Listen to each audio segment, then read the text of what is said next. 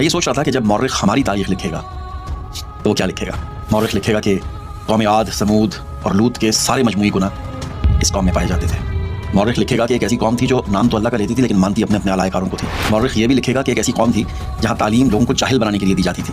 एक ऐसी कौम थी जहाँ के मजहबी पेशवा दुनिया की हर आसाइश से लुत्फानंदोज होते थे मगर लोगों को गुर्बत और इफलास के फवाइद बताकर जन्नत के टिकट दिया करते थे। मौर्रिख लिखेगा कि इस कौम के हुक्मरान बादशाहों की तरह जिंदगी गुजारते थे मगर इस कौम के निचले तबके के पास खाने को रोटी तक नहीं होती थी। मौर्रिख ये भी लिखेगा कि इस कौम का इंसाफ बिकता था, ताकतवर के लिए अलग कानून और गुरबा के लिए अलग कानून। इस कौम के काजी उन्हीं तरह करप्ट और इंसाफ से आरी थे। ये मौर्रिख लिखेगा। लिखा जाएगा कि इस कौम के सियासतदान खुदगर्ज, नाअहल और बेहिस थे मगर ये कौम ऐसे सियासतदानों को अपना मसीहा समझती थी और उनके लिए एक दूसरे की गर्दनें काटने के लिए तैयार थे। ये लिखा जाएगा। मौर्रिख ये भी लिखेगा कि एक ऐसी कौम थी जो लंबी लंबी दुआएं करती थी लेकिन उनका अमली किरदार इंतहाई बेहुदा था। मौर्रिख ये भी लिखेगा कि एक ऐसी कौम थी जहाँ पर हरामखोर इज्जतदार कहलाता था और मेहनत करके खाने वाला कमी कमीन। इस कौम में शराब तो सरेआम नहीं बिकती थी मगर जज बिकते थे। मौर्रिख ये भी लिखेगा कि इस कौम में सूअर तो नहीं बिकता था मगर इंसाफ बिकता था।